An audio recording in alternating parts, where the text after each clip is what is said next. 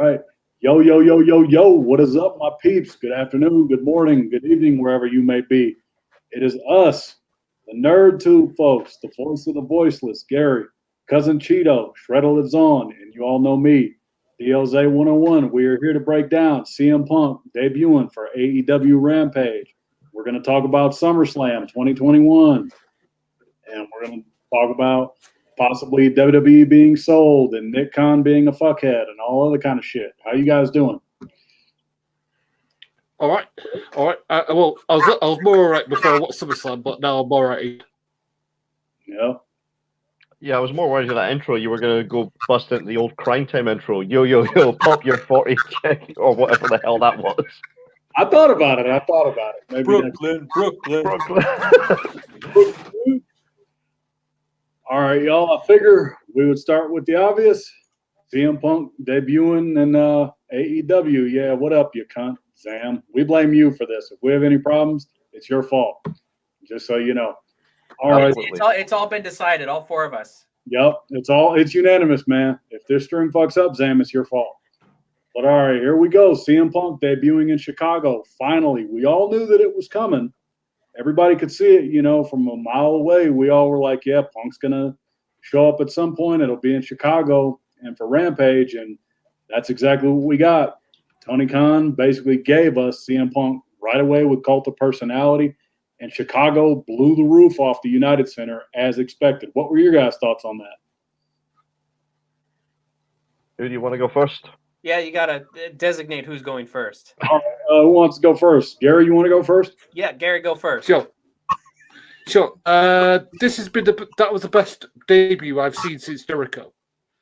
I mean, everything was perfect, and I hate saying the word perfect because there's always something you can nitpick of that wasn't quite as good as one be, but everything was perfect. The location was perfect. The fact that they didn't start the show, they didn't say it for the end of the show, and it wasn't just somebody coming in doing the bullshit. Just saying, I hate you, or hitting him with a chair, or interrupting him. The things that happened that could have happened that ruined it is the commentators were talking throughout. They didn't do that when they spoke. It added to the moment, so it pushed you over the edge and made it really great. The fact that even it took the entire song for him to get to the ring, and even after his song ended. He was like hugging people and and at the very end, said, seconds, and then when he spoke, I thought, sometimes he would go a little bit off script, talk about if you ever did anything that, stuff like that. Yeah, I thought it was an amazing debut, and as I said, the best debut since Jericho's in 1999, or whatever it was. Anyway, that's my opinion. All right. Shredder, what'd you think? Okay, I will say this was probably the perfect way to debut him. There was no other way you could have debuted him other than just doing what they did. You could have had him show up, attack any one of the number of heels in the roster. It wouldn't have got over anywhere nearly as well as this did. Him walking out the Cult of Personality. It was the worst kept secret in pro wrestling. Everybody knew CM Punk was going to AEW. He was going to be debuting in Chicago. They didn't hide that, but they also didn't advertise it as well, just to basically give the fans that moment. And that entire arena chanting CM Punk over and over and over again as he comes out to the ring with Cult of Personality. Again, it was, I think Taz even said it on commentary, he had goosebumps and they just would not go down. And it was absolutely phenomenal to watch it. You saw grown men in the audience crying because they were so happy to see CM Punk finally return to professional wrestling. And again, I think there was no better way to do it. Now, the big question is, where next? Where do they go from there? Because it's one thing to have him show up and the roof to blow off the building with the fans cheering, but where do they go from there? As the old law of physics goes, what goes up must come down. So do they keep building the momentum? Is Punk going to show up regularly on TV and keep the interest alive? Or Is this going to be the last we hear of him? Well, no, I know he's scheduled today. He's going to be on Dynamite this coming Wednesday, but is that going to be it until the pay-per-view? Gio? It was the best debut I've ever seen in my entire life. I couldn't believe it. He came down from the ceiling with the black baseball bat coming down like Shawn Michaels. No, I got a confession. I haven't watched it. I'm actually watching it on my phone right now because I forgot. I meant to watch it before we came on it, guys. I don't watch wrestling, but I am here because I want to talk about, rusty wrestlers, which is the concern that we all wanted to bring up, was that CM Punk has not wrestled in 7 years. Will he be rusty? Look at guys like The Undertaker, Triple H, Shawn Michaels. When they have come back, they have had significant ring rust. Now, everybody knows that. So yeah, thanks, Ginger Greek. He says his mouth, his face is the same as Hosea, which, I mean, Ginger, that means you must be tanning. So, I mean, because okay, Ginger here. So anyway, so what are we gonna get? Like, I'm okay with, and I'm okay. That's my fault. I should have watched it before we came on here, but I've been busy. But my question is, how much ring rust is he gonna have? I mean, you've seen many of these people come back, and they're so rusty and they're botch heavy. And I mean, he's in his early 40s now. How injury prone is he going to be? What do we, so I mean, that's what I'm here to discuss. As I said, I didn't watch the actual debut, but I have it on my phone right now. So while you guys are talking, I'll watch it and make sure I'm up to speed. But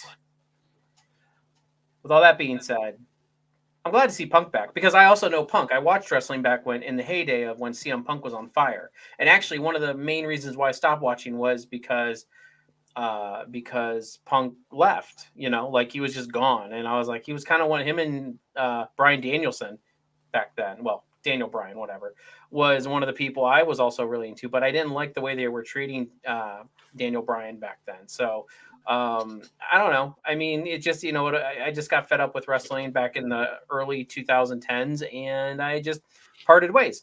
But you never know, because, just like Christian Cage and TNA brought me back to wrestling in 2004, 2005, can CM Punk bring me back to wrestling now in 2021? I think as far as Punk goes, here's my thing, and I'm going to throw this out to the panel after I give my thoughts. I think Punk debuting was the perfect storm. I apologize if you could hear my AC going off right now. It was a perfect storm. Him debuting in Chicago, it felt like it was like Michael Jordan when he came home back to the Chicago Bulls in 1995. That's what I would equate it to. My question to the panel is, do you guys think that this is going to have any great long-term effects for AEW?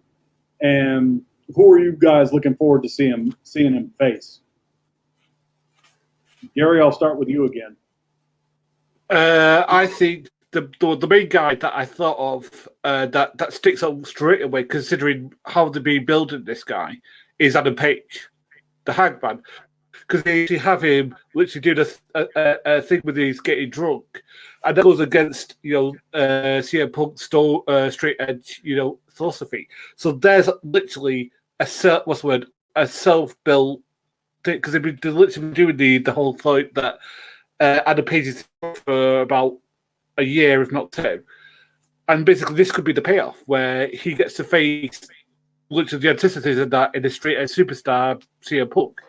Literally, and this way to elevate Adam Page, that he's literally the antithesis of CM Punk. He's this cowboy, drunken, superstar, and I think that could work. I think him again. Here's how I personally would book it. If Tony Khan said, "Gary, how would you book it?" Here's what I'd do: have him tear through the roster, beat everybody, beat Darby Allin, beat Brian Cage, beat everybody. Then he goes against Omega, beats Omega. Then MJF rolls him up and puts his foot on the ropes to beat him. get the heat on MGF, then do it as a title decider. Do Adam Page, CM Punk, and then that elevates both guys, and both guys have a feud over the fact that he's straight edge and Adam Page isn't, and then you've got somebody's ready made to face MGF for the title. If that's the way I would do it, if I was booking, but Cheeto, what do you think about my question? What was your question again? Who would you book CM Punk against? Who would you put him against, and do you think this is going to do anything long term for AEW? Well, here's the thing. And Shredder, I think it was either Shredder or Boss Man. I want to say it was Shredder brought up a good point about CM Punk. What, or maybe it was you, Boss Man. I don't remember. Whichever one of you, just claim it. But you guys said that this could be the equivalent of Hollywood Hogan debuting Hulk Hogan debuting in WCW. And just like they did Hogan right now, I'm not saying that Punk needs to go heel. I'm just saying, like, if they do it right, this could be this generation's Hulk Hogan showing up. And now I know it's been 7 years, so it's not like it's like he was on Raw last week and now he's at AEW this week. I understand that. But also, absence makes the heart grow fonder. And I feel like, I just finished watching the debut and like hearing the chants and everything like that. People were going bonkers. Like, it was crazy. So this might be this generation's version of Hulk Hogan going from WWF to WCW. So, I mean, who I want to see him face, I don't know the roster from AEW.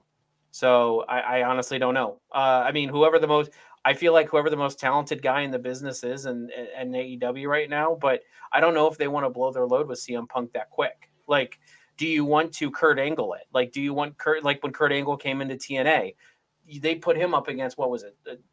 Samoa Joe. Yeah, it was Samoa Joe. So it's like one of the best in TNA at that point. Now, I'm not saying that was bad, but I'm saying, do they want to do that, or do they want to work him up to, like start him off with like some upper mid-carders and try to not really put them over because you want to put Punk over, but like maybe put him in the ring with someone on the level of, and I'm going to throw names out there because I don't know people in TNA or in AEW, but like at the level of Shelton Benjamin, supremely talented wrestlers, like that can really help, get Punk, get all that ring rust off of him and help carry him in a match until he gets really comfortable again. And then he can start going into the big time again once his rust is all shaved off. So it's like, do you really want to put him in that limelight that quick, or do you want him to get back in the swing of things and then get him in there? All right, Shredder, what do you think? Right. Right. Well, just a couple of things. You mentioned Hogan debuting in WCW. What a lot of people actually forget, though, is that Hogan's debut in WCW wasn't a big rating shifter for them at the start. I mean, he wasn't all that popular in WCW at the start because he was the antithesis of what WCW fans were interested in, which was the style of Ric Flair. And also, in defense of TNA's booking, when they got Kurt Angle, it was the perfect storm to put him in there against Samoa Joe, because you've got Kurt Angle coming in, legitimate Olympic gold medal winning athlete, and he's going against Samoa Joe, who at the time was undefeated as a singles wrestler. So that was a perfect storm just to get him in there. Now, with regard to CM Punk, there's two ways this could go. This could either wind up being like Christian Cage, who's just come out of retirement, or Edge, who's come out of retirement after long spells of injury. And in Christian Cage's case, I mean, he has managed to come back, and so far he's injury free, whereas Edge re-injured himself. I think it was either his first or his second match back and had to take another year off. Now, it could either go like that, or it could be a case of like The Rock against John Cena. He gets injured for his one and only match that year, and that's it. He's gone until next year. So that's the way this could go. I think AEW has probably picked the right guy to book him against in Darby Allin, because Darby Allin is a hot young talent to the point where a loss to somebody like CM Punk will not hurt him. He's been the TNT champion. He's paired up with Sting. Again, he's a guy, if he takes a loss to CM Punk in a competitive match, it's not going to hurt him long term. Now, who do I think they should probably book against Punk going forward? I actually don't agree with Gary. I don't think the natural rivalry is Adam Page. I think the natural rivalry long term for the AEW title is Punk against MJF. That's the one long term you want to book for.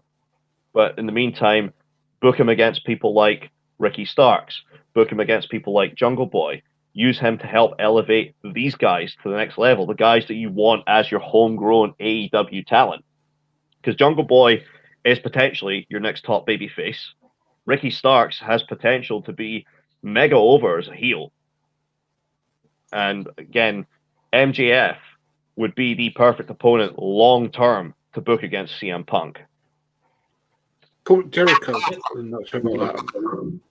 I just to follow up on what you were saying. I don't want Punk to face off against or I don't want Punk to come back and just do a 1-off or 2-off a year or something like that. Like if they do, if they do a Brock Lesnar, a Rock with him, I would almost rather him not come back.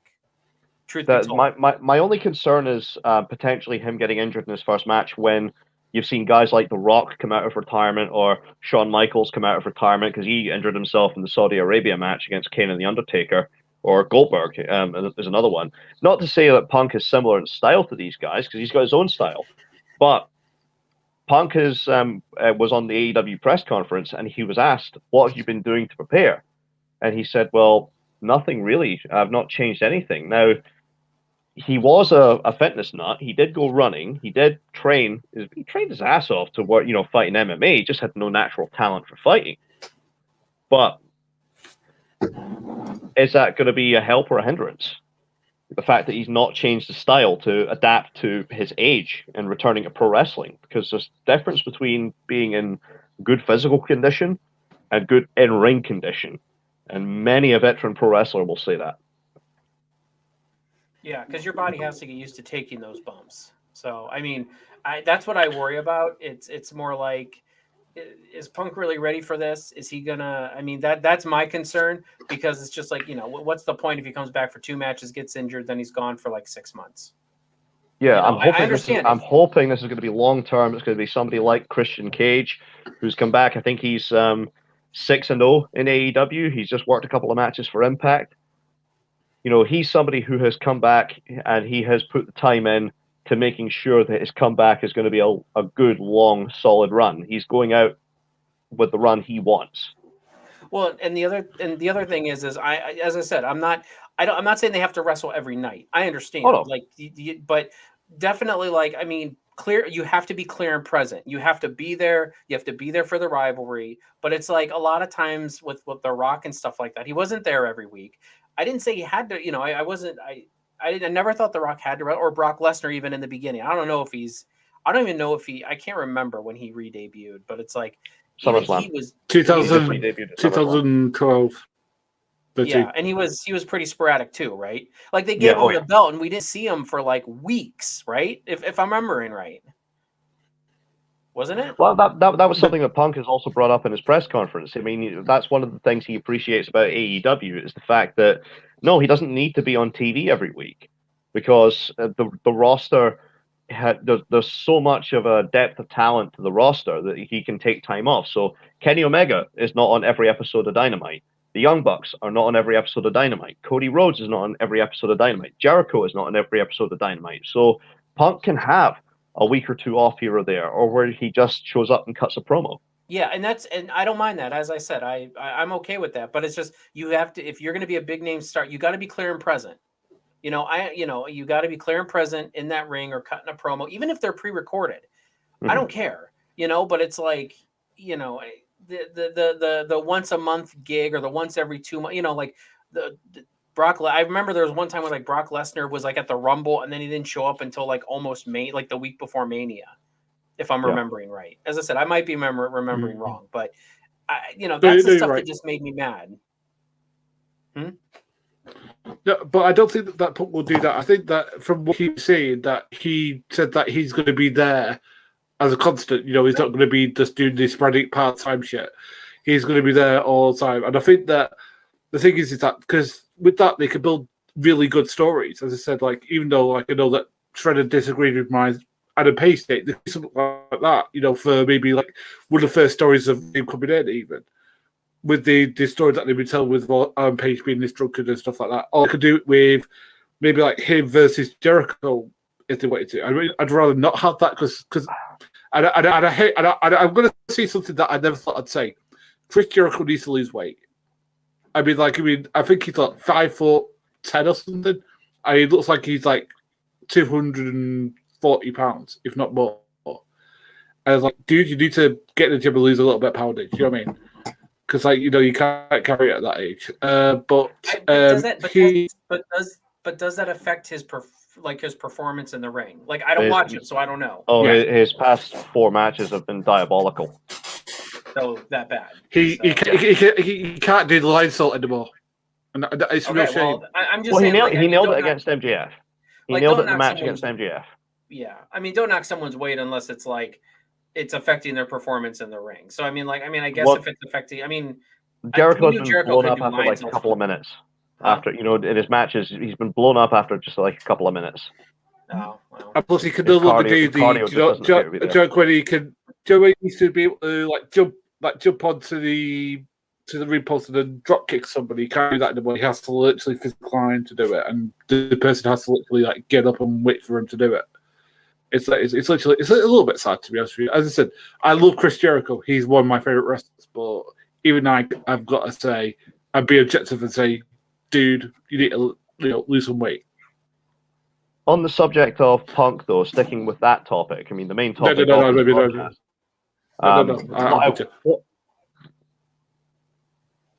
Don't know what the hell you were doing there, Gary, but as I said, sticking on the main subject of Punk. But I don't know if anybody else watched the rest of the AEW Rampage show.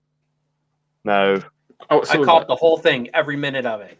Yeah, I don't know if D. Jose did, but I think AEW probably did maybe slightly blow it with the follow-up. I didn't mind Rampage, but I think probably following it up with the match they did was not the best idea, which was Private Party against Jurassic Express.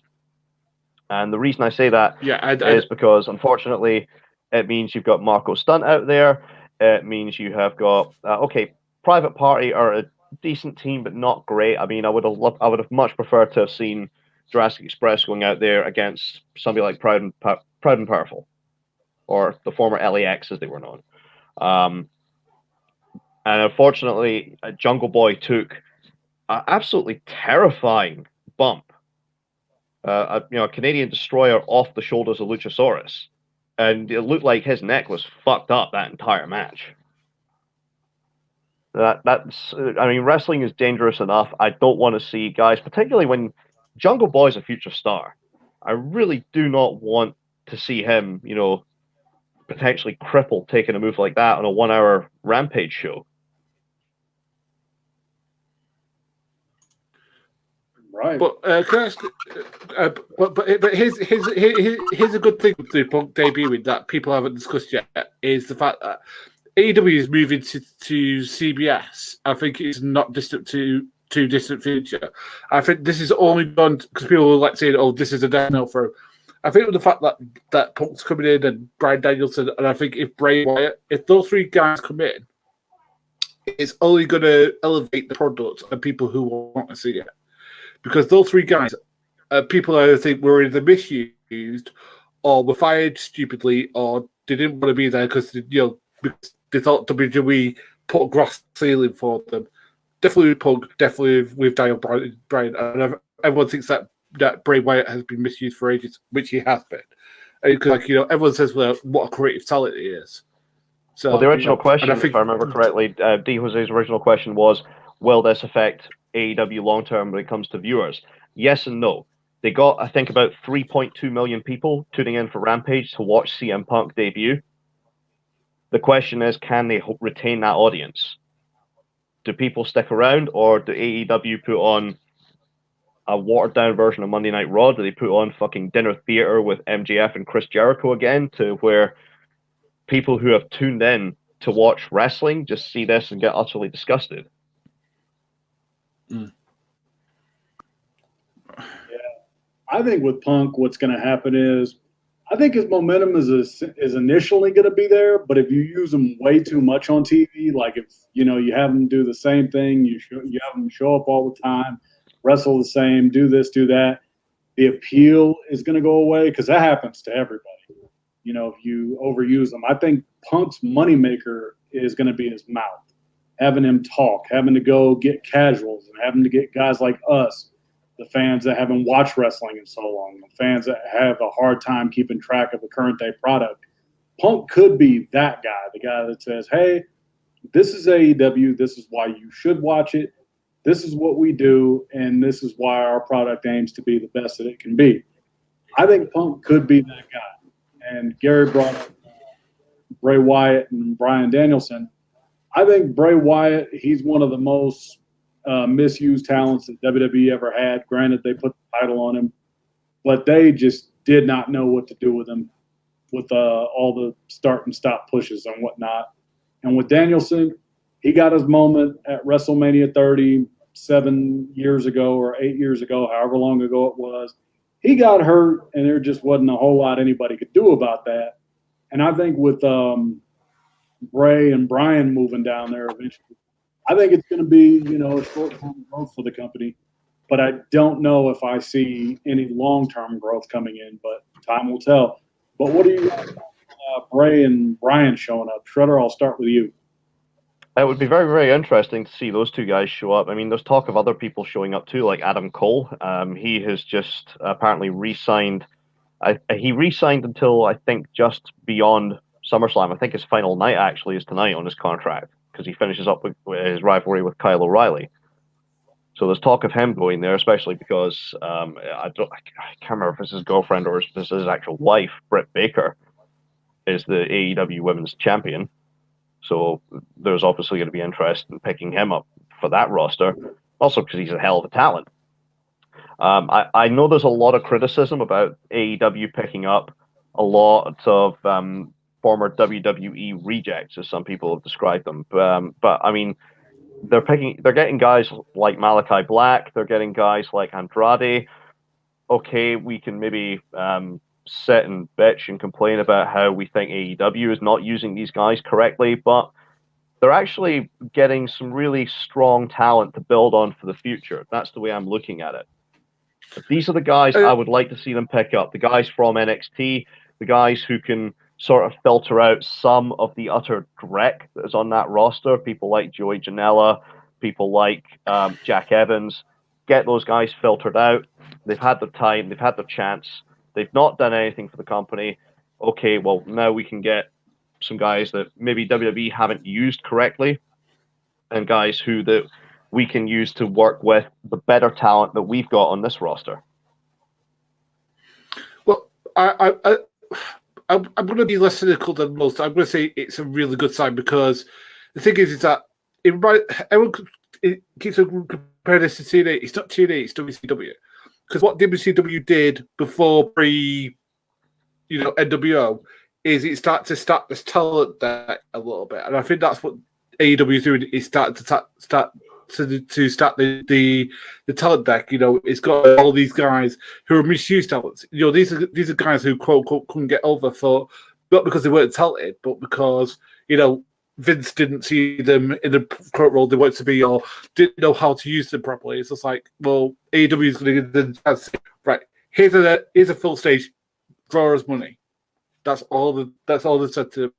And I think that Malachi Black's done a really good job since he's come in my opinion. His entrance is phenomenal. He's got this like weird, like culty, like Charles Manson-esque thing going on I quite like. He's actually one of my favorite AEW wrestlers. I know people think I like Kenny Omega, but I like him more than Kenny Omega. Again, Kenny Omega might not even be in my top 10 wrestlers at the moment. Now that CM Punk's come down, and definitely not if Daniel Bryan and Bray Wyatt come in. Anyway, that's my opinion.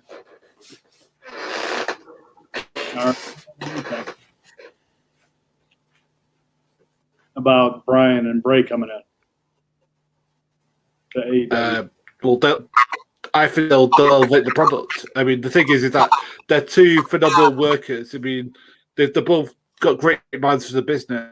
And plus, the thing is that Daniel Bryan has trained like a lot of guys, which is again like there's some people on that roster who need a little bit of seasoning, need a little bit of extra training. So I think that he could do that. I mean, there's been other guys who Daniel Bryan's like trained. I think there's guys on the WWE roster who we help bring along, because I think he worked in not the power plant, the performance center for a while. Elevating that talent. I think if he does something like that for AEW, then it'll be a double thing of training new guys to become the next guy and become better talents.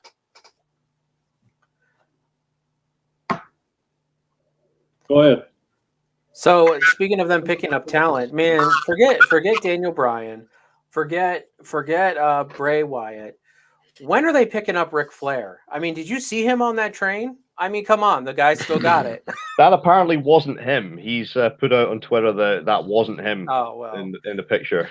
But going off of what I know of those two, Daniel Bryan and Way Bryant.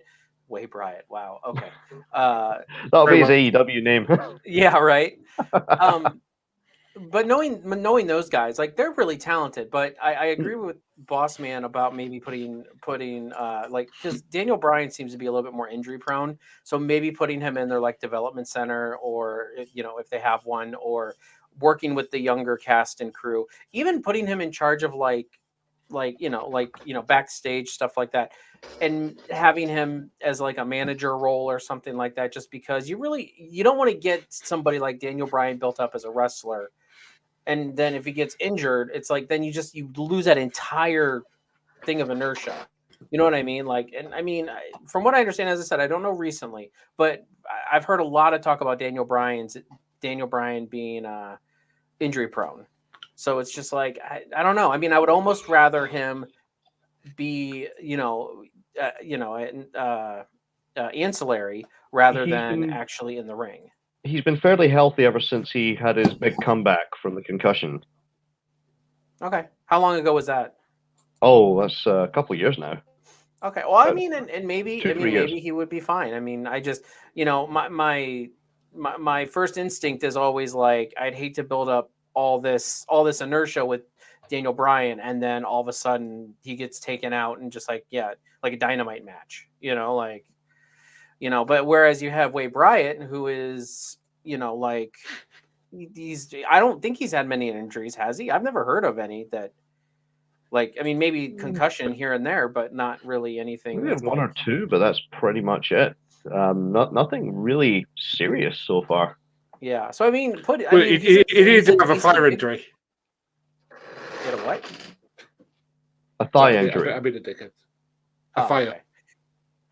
Okay. Right. Yeah. But he's a really, from what I've seen of him back in the day, and even some recent stuff that I've seen online, he's actually he's a good big guy. Like, he's a good wrestling big guy. So, they've got this weird conglomerate of talent that if they get it, they could really make some diverse matches and make some diverse rivalries.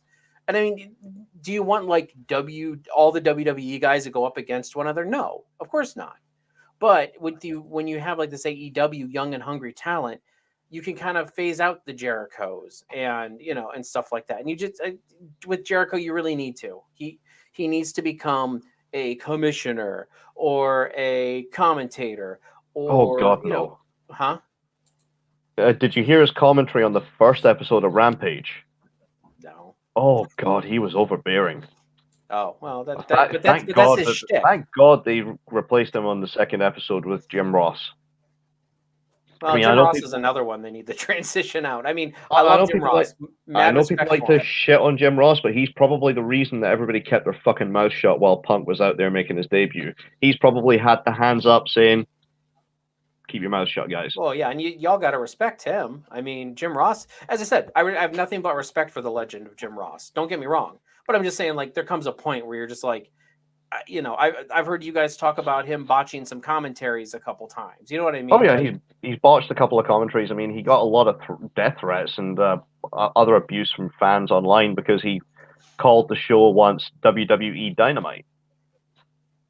Wow. So Or- people, or- because he did that, he's getting death threats? That's pathetic. Yeah, he wound up getting a few death threats from a bunch of idiots online. Oh, God. There was another instance where he called Kenny Omega the WWE champion. Okay, well, I mean, that WWE would be probably, better off to have it. I mean, you have the WWE title show up on Dynamite. Why not? But I mean, I know but it's still, but that's what I'm saying. Like, he's older. I'm not saying that he doesn't have a place in wrestling, but at the same time, it's like, having him there front and center at the commentary table may not be the best. I don't know. I mean, he was talent development for, maybe not talent development, but what was he? He was backstage WWE for years. Was he booking or was he? Who, Jericho? No. Jim Ross. Jim Ross. He was the head. He was head of talent relations. Yeah, it's head of talent relations. So there's definitely a place for him. It's a job that Laurinaitis has got now. Well, and maybe because they're getting these big name wrestlers, maybe they need to transition Jim Ross into talent relations, because he could probably be an asset in that department with AEW, and he may already be there. I don't know, but I'm just saying, like, for me, let's say I don't watch AEW, so let's say me tuning into AEW, I would not, and I know I'm weird, but like, I would not get a nostalgic feel. I'd get they must be that desperate feel, for like a good commentator. Like, they don't have their own homegrown talent commentators. So that's the impression I would get if I tuned in and I heard Jim Ross commentating at that point. But well, I mean, Dynamite, the main commentary team is Jim Ross, Tony Schiavone, who was the voice of WCW for years, and Taz. Oh, no, sorry, Excalibur, I should say. Wait, that's who's on there now? On Dynamite, your main commentary team is Jim Ross, Tony Schiavone. Tony Schiavone's on Dynamite? Yep. Yeah, Tony Jabroni. I might tune in. And this guy called Excalibur, who wears a mask. That's Taz? Taz? Even though that we can't see him. No. There's a guy called Excalibur is a guy who he worked the California Independence, and he wears a mask still to do commentary because he's working the gimmick. But he's the third man on Dynamite, whereas Rampage, the first episode that they did, the commentary team was Excalibur, Taz, Mark Henry, and Chris Jericho. Now, Mark Henry would be a good commentator. How does he do on commentary? It's unfortunate. Rampage, that first show, he was getting trampled all over by these guys because Chris Jericho was overbearing. Excalibur was the lead guy, which he really should not be. Taz was obviously the main color guy as well. So, unfortunately, Mark Henry didn't get much. That sucks, because I always liked Mark Henry. I always thought he was really good, especially in his latter years. They've got other variations of commentary teams. One of their YouTube shows, it's Excalibur and Taz does commentary. Another one, it's Tony Schiavone and The Big Show. Oh boy! Listen, I just want Joey Styles to show up and go, "Oh my god!"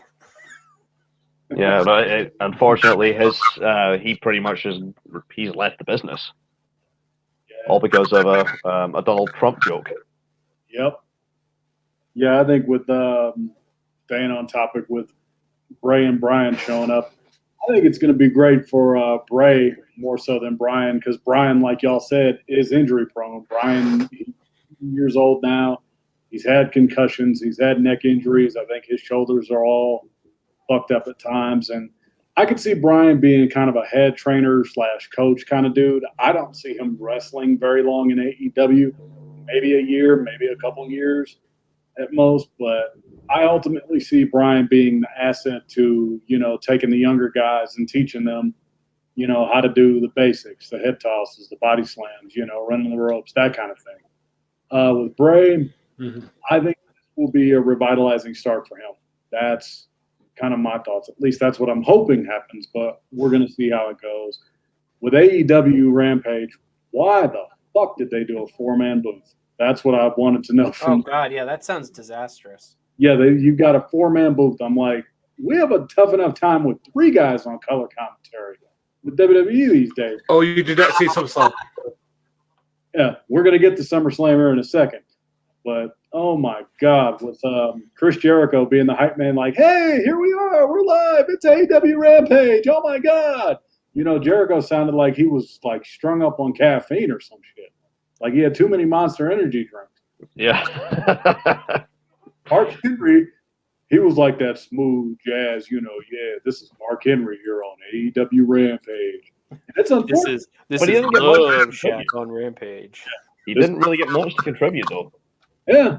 I mean, Mark Henry, it's unfortunate because he got walked all over. He tried to get his stuff in, and Taz and Excalibur and Jericho were all over him.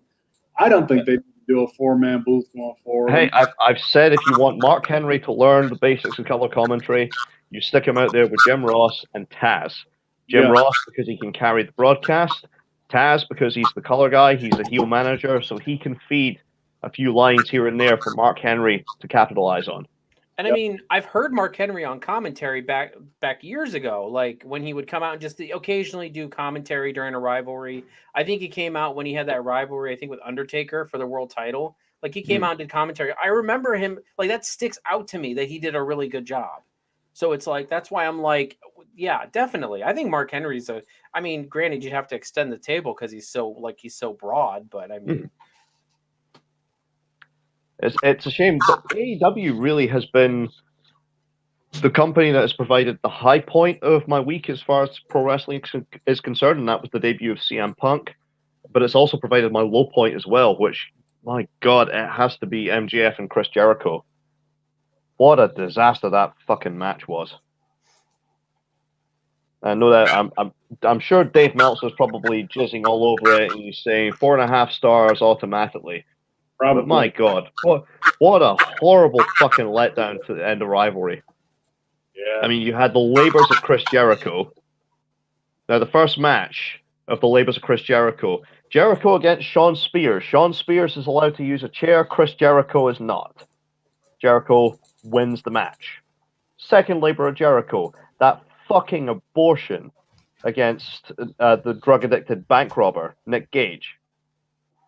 The death match. Holy shit, that was an embarrassment to pro wrestling. The third match, an utter botch fest against Juventud Guerrera. Fourth match against Wardlow, where he was so fucking blown up. Wardlow, I think, gave him, 3 power bombs? And Chris Jericho, rather than laying there and selling it, he's blatantly tying his fucking tights. Because his gut is busted out of him. He doesn't want his jubblies to stick out. So, on top of that, you then had the final match against MJF. Now, the stipulation for this match, Jericho is not allowed to have the Judas entrance, so he can't have the song Judas playing as he's walking down to the ring, and he's not allowed to use the Judas Effect elbow.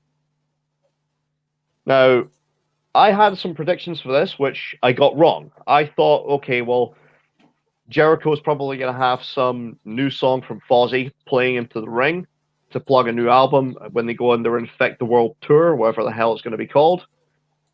No, the crowd sang Judas because that's what they insisted on. In fact, AEW reportedly put the lyrics up on the website so people could actually read them and sing along. So he comes out to the crowd singing Judas. The match was nothing really to write home about, especially when it's been on a show where guys have taken just about everything. I mean, on that same fucking show, they had the Young Bucks against Jurassic Express.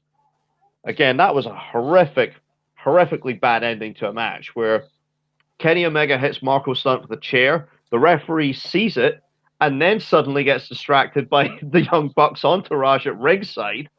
So he ignores Omega at ringside with a steel chair.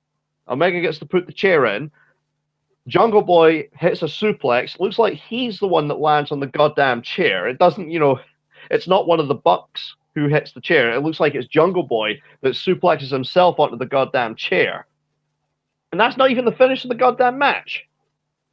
Meanwhile, getting back to this MJF Jericho match, MJF grabs the diamond ring, which he's been using as a weapon, and it looks like he's going to hit Jericho with it. The referee stops him, grabs the ring, and hands it out to somebody at ringside.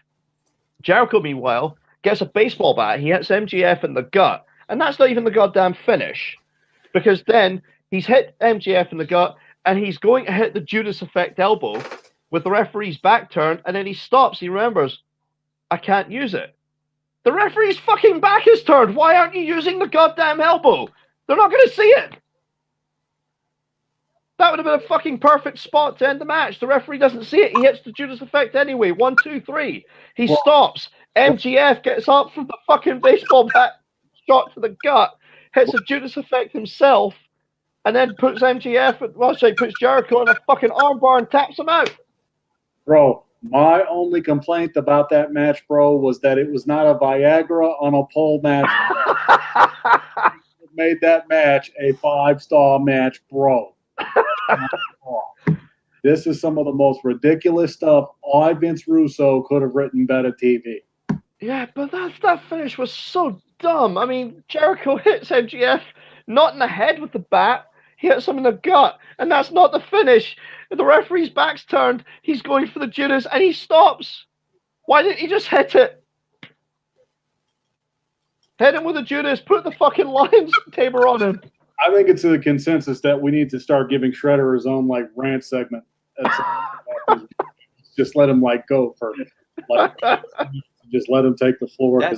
He could do it on NerdTube if he really wanted to. All he has to do is go on there live and start streaming and just screaming at the camera. I'd love it. But trust me, what he just described was better than anything that happened on fucking SummerSlam. Yeah.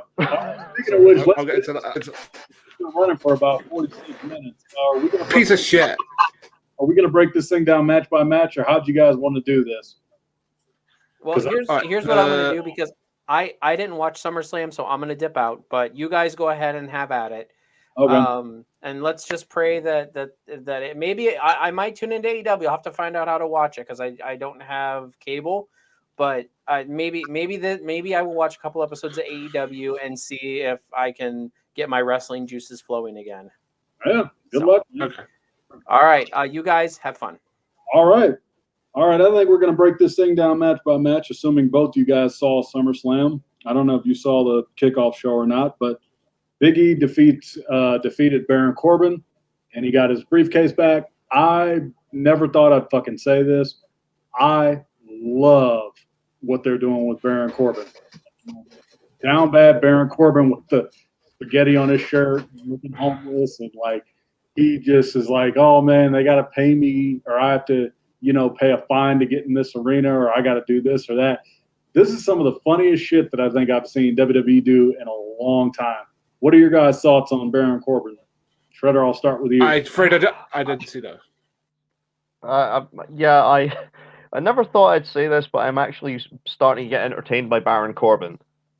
I never thought I would say that in my goddamn life, but hey ho, he's doing this, and I won't say it's the best wrestling I've ever seen. I mean, his matches are still not great, but it's entertaining TV. Let's put it that way. All right, Shredder, you have any, or not Shredder, but Gary, you have any thoughts? I know you said you didn't see it, but do you like what they're doing with their Baron Corbin character? What, where he's broadcast and he's having to do everything for money? Yes, I do like that at the moment. Because Baron Corbin is showing that he has layers to his persona, that he's not just the guy who does the whatever that movie does is. The downward spiral is. Yeah, he does that. Yeah. All right, and then moving on, RKO Bro, Orton and Riddle defeat AJ Styles and Omos for the tag team title, all tag titles. I'm one of those people that don't understand the appeal of Matt Riddle. I don't get it. No. He's a stoner. I know he's a second-rate Rob Van Dam kind of guy. I just no. What it is, Matt Riddle. And I know I can't be the only one thinking that. No, Rob Van Dam made weed smoking seem cool. Matt Riddle is probably going to be responsible for the return of the DARE program. Yeah. All right. Bossman, what'd you think? Well, it's obvious that AJ Styles was look criminal in this, and he basically did all this thing, whereas almost, I hate slagging off people, but this guy cannot wrestle. He's literally the next Giant Gonzalez or God. The guy can't sell anything. He literally, whenever he gets hit, he looks like he looks like. Do you know like in those cartoons where you see somebody get hit with a fire and they just stand there for a bit? He looks like that. It's Should a guy that size bad. really be selling though?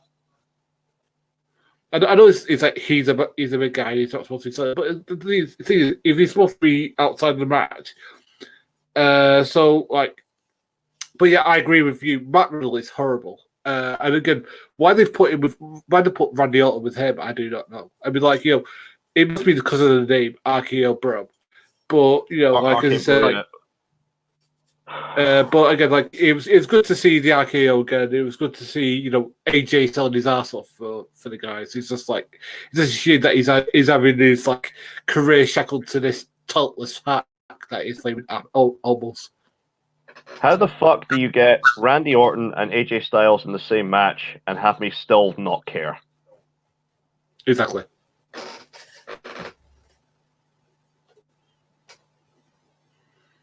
Do you want to break down the next match, Jose? I got you. Yeah, the next match is Alexa Bliss defeats Eva Marie with Doudrop. Let's see end game. Let's just fucking move past this one. This doesn't exist. All right. Damian Priest defeats Sheamus for the U.S. title. All right, cool. Damian Priest finally got his first U.S. championship win, I guess. All right, Sheamus, you know, he's at that point in his career where he's going to start elevating people, I think. I don't see him winning any more world titles. I see Sheamus kind of in that floundering in the mid-card, you know, working with the young up-and-coming kids. I think Damian Priest has got a good look. I think he can wrestle really well. I want to hear more from him on the mic. I'm not totally convinced about his mic skills yet, but I think given the right guys and given the time, I think Damian Priest will get there. That's my thoughts. What do you guys think about that match? Gary? Okay, well, or Shredder? The match was fairly solid, somewhat enjoyable. I hope they're going to go in the right direction with Damian Priest and actually use him well. I hope it's going to be a case of they can book him correctly without having to bring back Bad Bunny of all fucking people. And please, please, please do not put him in another goddamn stupid gimmick like that lumberjack zombie gimmick. All right, fair. Boss man, thoughts? I thought that this was really, really good match. I thought Damian Priest looked like an absolute boss. He has a phenomenal entrance. The other thing that I was maybe just a little bit is that they didn't really sell the back end for me, because there's a bit where Damian Priest injured his back and he didn't really do a good job of selling it. But like, you know, I wish that he didn't. That some of the moves he was finding it hard to do and stuff like that. And then he just, no way, he hits his finish and then it's 1, 2, 3. I wish they did that more. But apart from that, it was a really, really good match. All right, and then we got the Usos defeating Ray and Dominic. And I know what people are thinking. People are thinking, when is the turn going to happen? I thought Dominic turning would have happened last night. Honestly, I mean, you know, they've kind of been going there with that. My hope is that they go ahead and pull the trigger on this if they're going to have Dominic turn, because there's been dissension between the Mysterios now for a minute, and the Usos retain the tag titles. It was the right call, honestly. You want the bloodline being as strong as you can possibly make them, especially with the main event, which we will get into. I thought for what it was, you know, it was your typical Usos match with the Mysterios. They did what they had to do. They retained. They had a good showing, but I'm curious to see where this Dominic Mysterio, Rey Mysterio thing goes. What are your guys' thoughts on that? Shredder? Yeah, again, I completely agree with you 100%. They probably are going to draw out the eventual turn for a few weeks. It might happen a couple of weeks' time on SmackDown. They might be saving it for the next pay-per-view where, you know, Dominic will just turn on Rey because they fail to win the tag titles again. But, you know, we'll see where it goes. But it was the right call, keeping the belts on the Usos. You know, say what you like about the fact that Jimmy had the DUI, but again, what else can they do in the tag division right now?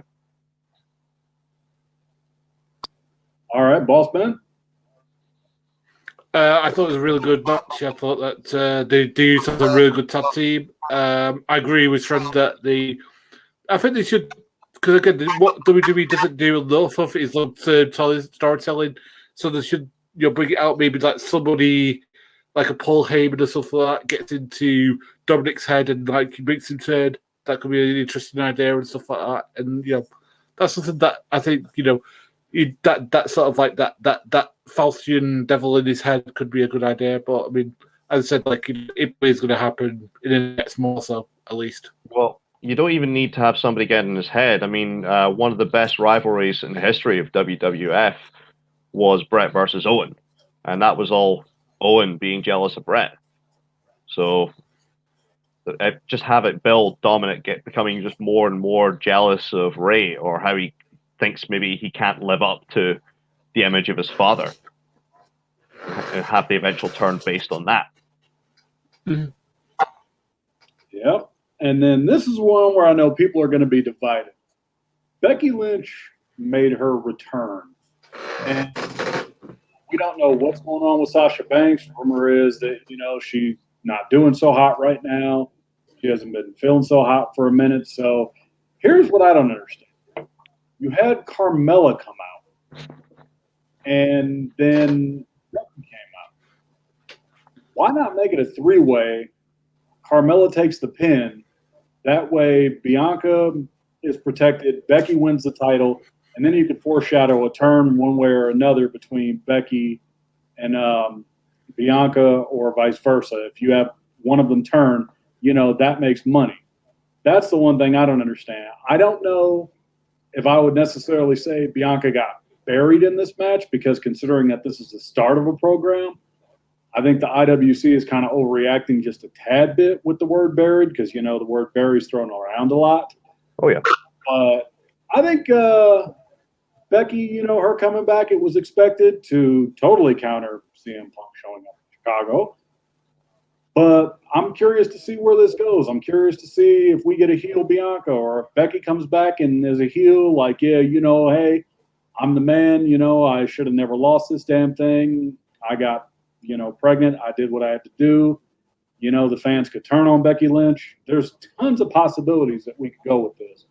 And I'm curious to see what you guys think. Boss Man, I'll start with you. It's fucking awful. All right. You had like all the members behind Bianca Belair. She's carried it great.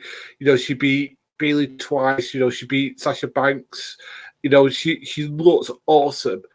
And Becky Lynch comes back just for a shock, just for the guy changing his television as a surprise. I'm sorry, if I want a surprise, someone could just take a shit in the middle of the ring. That will surprise me. What isn't surprising is to see like Becky Lynch coming back after being knocked up. I'm sorry, I ain't buying it. It's fucking shocking bad. The thing is that if it was to come to CM Punk, that's really shitty booking. The thing is, they could have done what you said. They could have had a big three-way, and she quick and Carmella rolls her up. But no, she literally smashes Bianca with this new finish that she's got that looks like a rock bottom. 1, 2, 3, and that's it. This is a woman who literally beat Bayley, who took Becky Lynch the distance. This is a woman who beat Sasha Banks, who took Becky Lynch the distance and actually beat her a couple of times. She literally has all the momentum in the world, and you could actually literally see that Becky couldn't beat her, but she could beat Carmella, and you could build this really good story. And if you want Becky Lynch to go, that's a story you could tell. But at least, but show her the respect. That's why I hated it. Anyway, that's what I think. Right. Now, my feeling on this, the first thing I thought when it happened was Warrior Honky Tonk Man. Because if you remember correctly, when that happened, it was supposed to be Beefcake versus Honky Tonk Man for the IC title. Beefcake was apparently injured, so they sent Warrior out to the ring. He beats Honky Tonk Man in about 30 seconds. I think this was more to create a moment rather than a match. The pop for Becky Lynch coming out was huge. The fact that everybody thought, oh, bait and switch. The fact that they had put the video out saying it was going to be Sasha versus Bianca Belair, and all of a sudden they announced over the microphone that Sasha Banks is not clear to compete. So they bring out Carmella. People shit all over it. Becky Lynch comes out, attacks Carmella, and then steps in. What I dislike is the fact that they put her in. She says to Bianca Belair, "Let's tear the house down." And all of a sudden, she beats her in 23 seconds. Now, there's a lot of potential for this. I hope that they're actually going to be using this to build something. That there is going to be an actual program here. And it's not a case of where the Sheamus Daniel Bryan WrestleMania match, that immediately comes to mind, where Sheamus pins Daniel Bryan in about 10 seconds. He hits him with a brogue kick, 1, 2, 3, that's it, match over. Everybody be looking forward to it, and he's got this. I hope that this is going to be a case of Bianca Belair chases Becky Lynch down. She says, "Look, it was a fucking fluke. I want my rematch." She fights, scratches, claws to get the rematch against Becky Lynch, and they tear the fucking house down. I hope that's where they go with it. I have a horrible feeling they won't. And unfortunately, I think this was just a case of, hey, let's create a moment. Hey, look, Warrior Honky Tonk Man, that was a cool SummerSlam moment. Let's recreate that. I think that's what they were going for. And unfortunately, yeah, it's horrible. Yep. All right, and then moving on to your Raw match of the night, Drew McIntyre versus Jinder Mahal. Did not give a shit about this at all. Sorry. Neither did I. Moving on. Just think about this, right? Hang on for a second. Just think about this. Drew McIntyre, he unfortunately had the worst luck with this pandemic. The fact he won the Royal Rumble, he was going to take on Brock Lesnar at WrestleMania. Unfortunately, he takes on Lesnar in front of no fucking people. He has a decent run as WWE champion. He loses it to Bobby Lashley. He puts over Bobby Lashley as a convincing champion. And now he's in a program over a fucking sword. By the way, I love the fact that at the end of the match, as a way to get rid of him, he doesn't swing a chair, he swings a fucking sword. It's like, is the scene is going to hit him with it? Berserker 2.0. Hashtag WWE ruins everything. All right, and then another one that's going to piss the people off, because like midway through the show, I was like, Vince McMahon just really doesn't give a fuck, and this is evident. Charlotte Flair wins the title for the umpteenth fucking time. All right.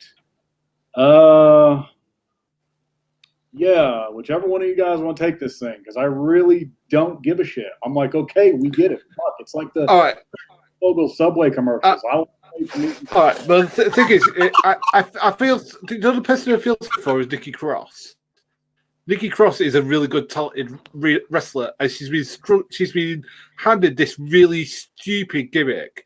She's basically been handed the Hurricane's old gimmick, or Molly Holly's old gimmick, or what's the name? Rosie for Hero in Training.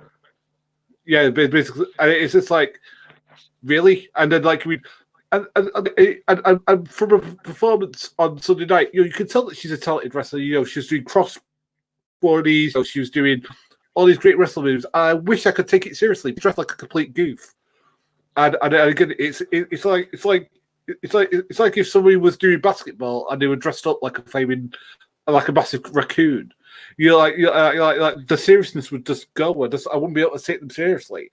I like Ripley and Charlotte Flair are there dressed as like normal people in tights and stuff like that, and stuff like that. And the thing is that, so why the hell did the Cross win it if she was just going to lose it the next pay per view, to Charlotte Flair, and not only clean, but tapping out clean? So why not have it that way, in some way, Rhea Ripley's like knocks her aside. She looks over to try and pull back in, but Charlotte pulls her in and puts her legs on the thing to pin her. 1, 2, 3, and she has to get it back. People would want to see that, but no, she loses clean as anything. It's like Vincent Rand was going, "Oh God damn it! I can't have a comedic wrestler being my champion for God damn it!" It's like, for heaven's sake, stop it. Just focus on one person being your champion. I love Charlotte, but no, Rhea Ripley should be the person. Rhea Ripley should have riptide flamed Nikki Ash, and that should have been it if you want to give it to somebody. This was ridiculous. Sorry, that's my opinion. But good match though, really good match. I'll be honest, this match didn't do anything for me. Nikki Cross, I hate the gimmick. I hate the Nikki ASH gimmick. Is it almost a superhero, or is it almost a superhero, or is it almost a superhero? Right. I absolutely hate this gimmick. You've got Rhea Ripley and Charlotte Flair, who should be the WWE's female equivalents of Steve Austin and The Rock. I mean, these are people who have got potential to be stars in the fucking mainstream. Rhea Ripley looks like she could be an action movie star, for Christ's sake. I mean, Rhea Ripley is somebody who you would want to maybe build over the next 6-7 months to potentially move on to face somebody like Becky Lynch. Or if you get Ronda Rousey ever coming back, have Rhea Ripley go up against her. Rhea Ripley and Charlotte Flair is like Rock Austin or Brett and Shawn. But imagine for a minute you had, at the height of their popularity, as a marquee match on a main event, The Rock versus Stone Cold Steve Austin versus Grandmaster Sexy. Brian Christopher's a decent wrestler, but no, nobody's going to take that fucking match seriously. Same with this three-way for the women's title. Unfortunately, it should have just been Charlotte and Rhea Ripley. I could watch that match any night of the fucking week. I cannot get behind this. And I hate the fact that Nikki Cross got stuck with this gimmick. This is, she is so much better than that. Again, she's somebody who could be in the top of the women's division. Not this. Yeah, I think, as long as Charlotte's around and the four horsewomen are around, LOL, they win. And then this, holy shit, Edge defeats Seth Rollins. Wow. Match of the night. Match of the night. This was fucking amazing. First thing, I have to go on a side tangent, so I apologize. If we don't get Jim Johnson in the fucking Hall of Fame within like the next 2 years, I'm going to be pissed. That just needs to be stated. Like, that dude, I wish they never would have let him go as the music composer. I don't usually talk about entrances, but Edge coming out with the Brood theme and the tights and the gear and the fire, that was fucking cool. Oh, that was a huge nostalgia pop on its own. Mm-hmm. And, just the work that these dudes did, like the story that they told with, like, Rollins wanting to beat the fuck out of Edge and step on his neck, and Edge is just, like, struggling to survive. Edge is just trying to make it. And, we got to see the Educator, which is one of my favorite submission moves. It's a really underrated move. And they went with Rollins tapping out to the crossface. I was like, ooh, I don't know how I felt about that. Because with the crossface, with everything that happened, I'm like, I know it's Dean Malenko's move. And I know that the other Canadian Benoit used it, but Daniel Bryan's used it as well. So Bryan's used it. Yeah. I'm like, I think Edge going over Seth Rollins, I know people are going to have mixed reviews on that, but I thought it was the right call. It's a good showing for Edge. I felt like this is one of Edge's best matches that I think he's honestly ever fucking had. I thought it was great. What do you guys think about that? Gary? It's a great match. It's always a shame because I hate Seth Rollins now. Because he needs some speed for him. Whenever he does a promo, his voice just does my head in. And he just looks like an idiot. Like he was wearing I think Jim Cornette on his experience says he's like my Aunt Jemima's settee cover. And he literally looks like that. It looks like something that should be like a settee cover and stuff like that. And he's like saying, I think I'm Edge and stuff like that. It's just like, no man, you can do. And the thing is, I like Seth Rollins. I like him as a wrestler. I like him as a guy. And I wish that they wouldn't give him this goofy stuff to say. But this match was phenomenal. It shows why I do like Seth Rollins, that he is a great worker, and the fact that they kept him going. The fact that he wanted to end Edge's career with the stomp, and he went through it, I think about 3 or 4 times, and every time it cost him, because he was trying to get Edge out there, permanently. I mean, it's just like that was a phenomenal storytelling thing that they did there, and when he did the crossface, I wasn't that bothered. The fact is that he had to move on Roman Reigns, and and Seth Rollins broke it up, and it just shows you that if he got it, he would have got the win. And I think that was a pretty good callback to that previous thing. And I don't think it's necessarily a thing about Benoit, because again, like Benoit was one of the most famous people at that move. He wasn't the first or will be the last. So, but I personally like the match. I thought it was a phenomenal match. All right, Shredder. Again, match of the night, absolute show stealer. This is the kind of thing that should have been probably the main event at some point for the title, but obviously they've got other plans with the champions that they have, Roman Reigns and Bobby Lashley. Again, I'm hoping these guys at some point are main eventing for the title, because if they can put on performances like this, especially when on a show you've got star power with guys like John Cena, then you know what, this should be what you put up against, to say, hey, look, we have the best wrestling. Yeah, fair enough. And then, okay, this one. Oh, I'm going to need a minute. Oh, my God. I know. The fuck were they going for here? What are you doing? Bobby Lashley versus Goldberg. What was this? So Terrible, that's what it was. We're going to take out Goldberg's knee, and then we're going with Goldberg as the redeemable babyface. Could we not be any more predictable with this bullshit? Everyone knows what's going to happen now. We all know, Goldberg, he's only contracted for 2 matches a year, so we all know Royal Rumble time. He'll be back. Bobby Lashley's not dropping that WWE Championship anytime soon until Goldberg is back. Okay, Shredder, I'll start with you. I'll go last on this one. Rotten match, and I have a horrible feeling this is going to be the way they've done this with Lashley attacking him after the match too. I have a horrible feeling that this is to get Goldberg back in a couple of months for when WWE goes to Saudi Arabia. That'll be the rematch. Goldberg versus Bobby Lashley. All right, boss man. As a referee stoppage on a pay-per-view, rubbish. It should be pinfall submission. There should be no disqualification, no nothing. It should have just been clean. I hate the fact that they hit his leg. I hate the fact, and then all of a sudden his son jumped in, and they're going, "Well, Bobby Lashley didn't know it was his son." It's like, dude, we've seen fans jump into the scene and get the shit beaten out of them. That isn't what happened. Literally, all that Bobby Lashley did was put him in the hurt lock. Which, trust me, if he was a proper fan, he would have got the shit kicked out of him for legitimately. And I think that's what should happen.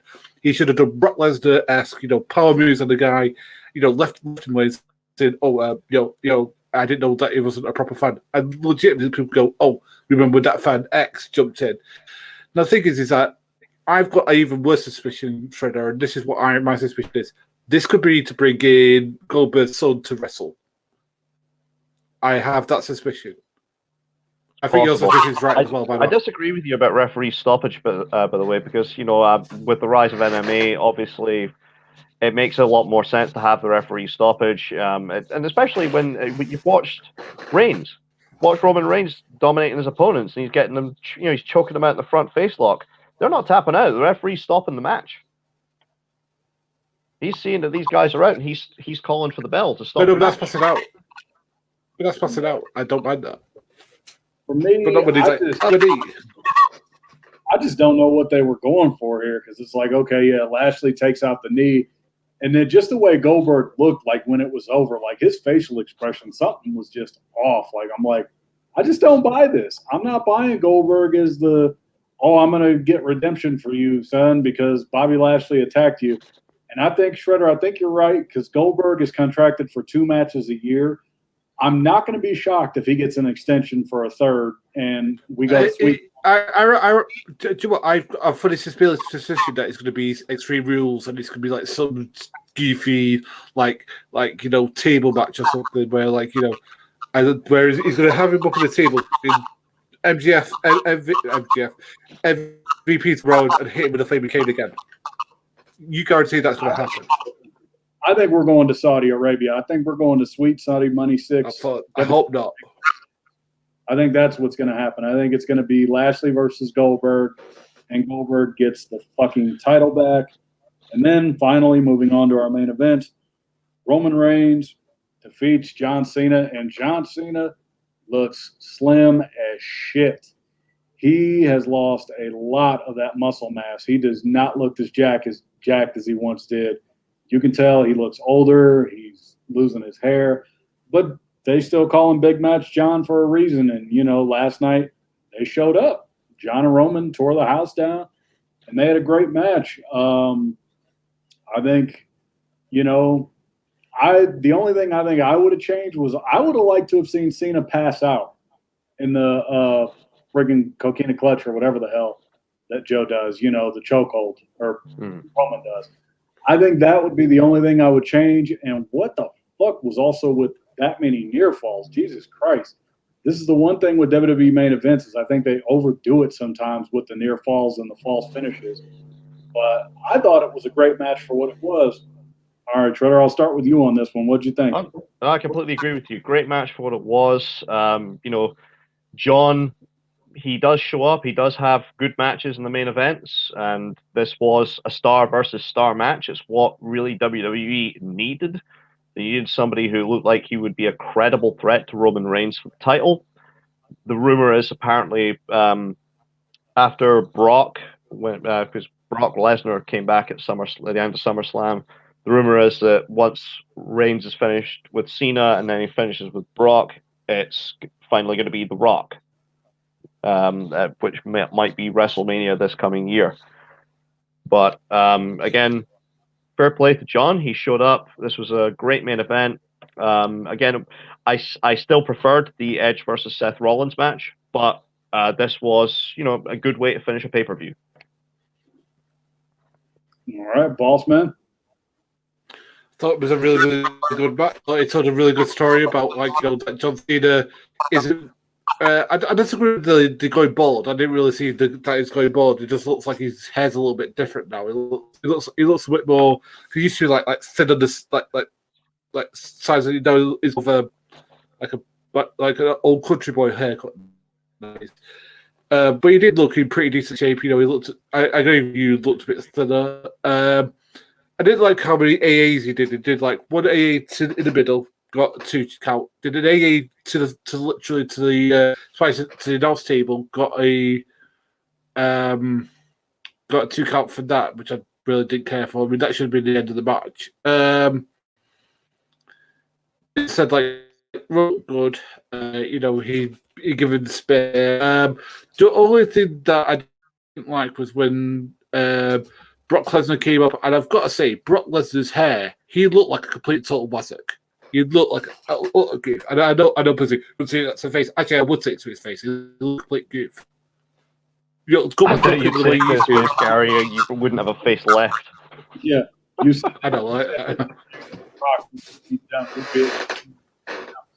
Okay. No, I'm not saying like Brock. That is a good idea. Yeah. Yeah, okay, getting to the end. Cena goes down, 1, 2, 3. Reigns is posing, tribal chief, all that shit. And then here comes Viking Brock. Viking Brock shows up and, looking like he just got through hiking the mountains and shit. He shows up, stares down Heyman. Heyman's all like, dude, what the fuck are you doing here? And Reigns looks at him like, hey, you want to go? And Brock just looks at him like, hey, motherfucker, anytime you're ready. Let's do this shit, and we're going there. So, yeah, I think. Well, it creates some intrigue. Who's Heyman going to side with? Yeah, I think we might be about to see the end of the Tribal Chief, and it was a hell of a run. I think we're getting ready to see Roman go back to his old character again. I think we're going to be going backwards. I really hope not. I actually hope that. I hope that Heyman sticks with Reigns. He says, look, I'm sticking with this hot young talent who's going to be the top guy who for the next 10, 15 years. Brock was the next big thing. This is the current big thing. Yeah.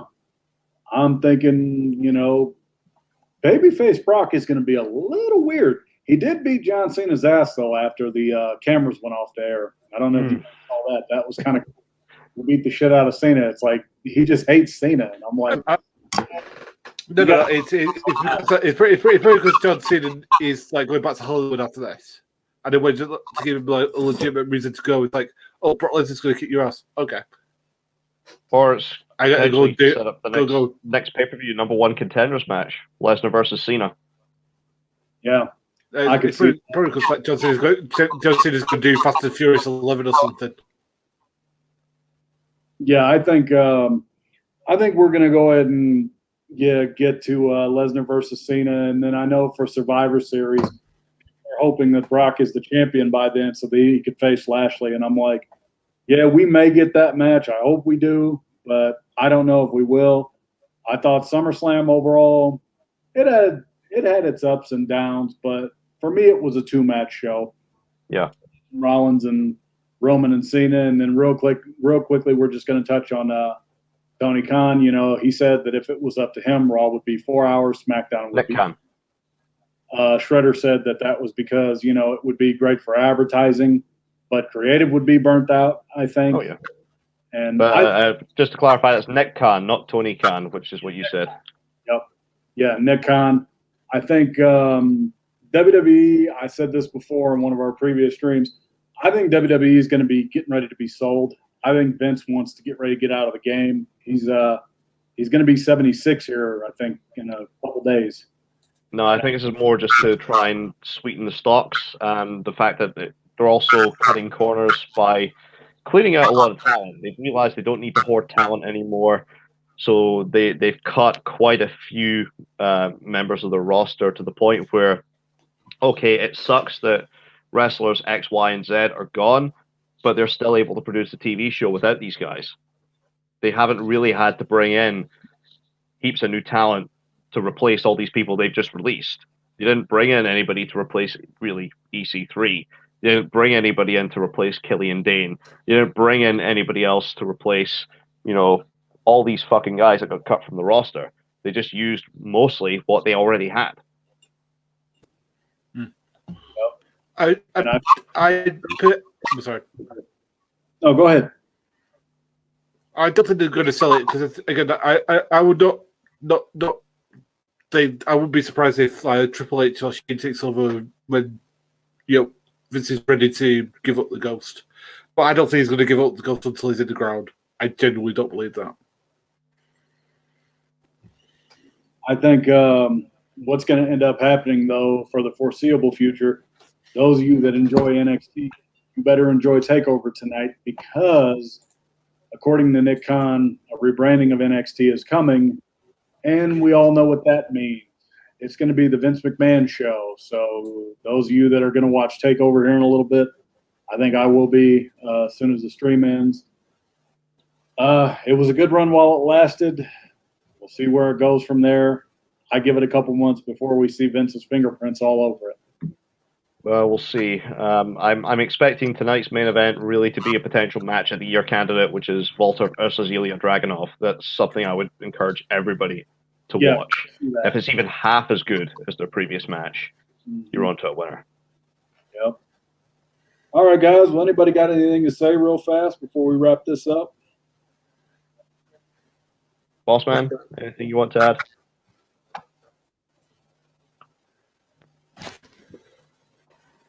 That's all I have to say. All right, guys. This has been our CM Punk AEW SummerSlam recap. I'm DOZ. With me, as always, is Boss Man and Shredder. We thank you guys for watching, and we will see you guys next time for another Wrestling Roundtable. Peace. Bye-bye.